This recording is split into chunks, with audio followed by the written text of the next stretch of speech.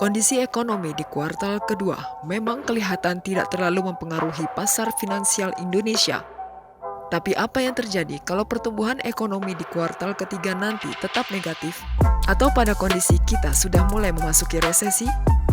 Menurut Edward Suryajaya, Senior Investment Analyst Infovesta, dalam alokasi aset investor sebaiknya bersiap menghadapi perubahan pasar yang bisa terjadi sangat cepat dan dengan signifikan.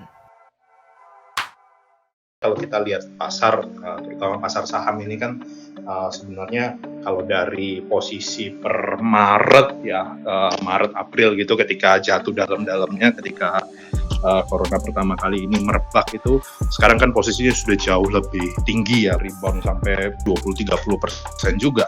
Kenapa bisa terjadi seperti itu? Karena meskipun kemarin kita tahu kuartal 2 pertumbuhan ekonomi jelek, laba perusahaan itu banyak juga yang tergerus gitu, namun market tetap naik karena kita lihat pasar itu berekspektasi bahwa kuartal 2 ini adalah yang paling jelek.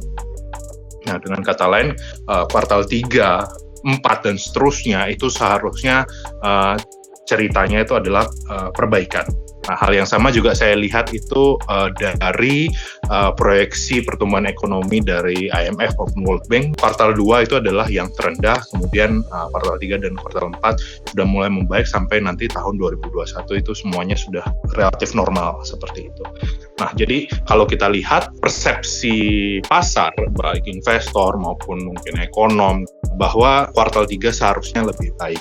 Kalau ternyata kuartal 3 memburuk bagaimana? Memang menjadi salah satu kekhawatiran utama kita saat ini. Hal yang akan sedikit berbeda akan terjadi kalau misalnya kuartal 3 yang jelek, karena kelihatannya pasar ini ekspektasinya harusnya sudah membaik semuanya gitu. Nah, jadi ini memang kuartal 3 ini titik yang saya boleh bilang cukup rawan ya, dimana kalau misalnya semuanya positif ya market bisa mungkin lanjut rebound lagi, mungkin secara lebih perlahan gitu ya.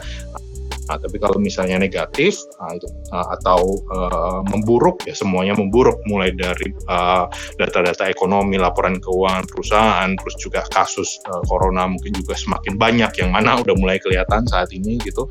Nah, itu khawatirnya memberikan dampak negatif yang lebih signifikan kepada pasar. Nah, makanya kemudian ini yang jadi pertaruhan orang, kalau kita harapannya membaik, terus ternyata outputnya malah memburuk, bisa jadi terjadi flight to safety lagi. Memang investor asing belum kembali ke pasar Indonesia gitu ya, masih secara umum masih net sell gitu. Nah, tapi kemudian investor lokalnya yang selama ini juga sudah menopang pasar itu kemudian bisa jadi bisa flight to safety lagi, bisa pindah ke aset yang lebih tidak berisiko lagi gitu.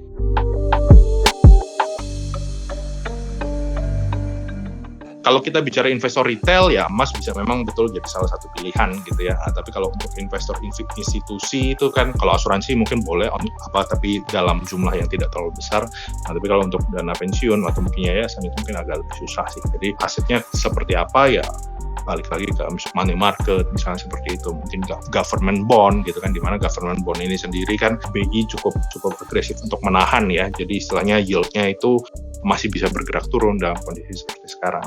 Kalau misalnya saya sebagai pemula investasi dan saya kemudian melihat market ini mengalami ketidakpastian antara positif atau negatif, terlepas dari potensi emas yang mungkin masih bisa naik, ada pemberitaan Warren Buffett masuk ke perusahaan yang emas dalam jumlah yang cukup besar gitu, tapi saya mungkin akan lebih prefer kepada instrumen yang liquid, lebih relatif aman, kita lebih fleksibel dalam menanggapi perubahan pasar. Karena ini kan perubahan pasar ini kan boleh bilang ke depan akan cepat. Misalnya contoh data-data memburuk, mungkin pasar bereaksi negatif, tapi pemberitaan soal vaksin dan yang lain-lain itu kan juga menjadi sentimen positif.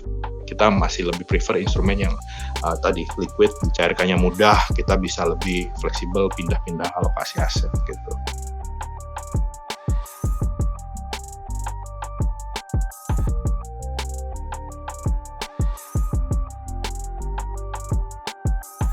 Sekarang itu pasar itu, ini opini yang saya dengar, ini bukan opini saya. Jadi sekarang ini istilahnya pasar itu tidak atau investor itu sudah tidak sepenuhnya itu mendasarkan aktivitas investasi itu pada yang berbau fundamental. Karena kenapa? Karena sekarang itu kan persebaran informasi begitu cepat. Saya sendiri ngikut misalnya ada beberapa forum diskusi tentang saham, gimana informasi itu cepat, ada berita ini, ada berita itu, data ini muncul, data itu muncul. Investor jadi kemudian bereaksi lebih dulu sebelum kalkulasi fundamentalnya selesai. Kayak kasus Friend itu kan ya ada berbagai berita positif itu kan, terus kemudian informasi tersebut tersebar gitu kan.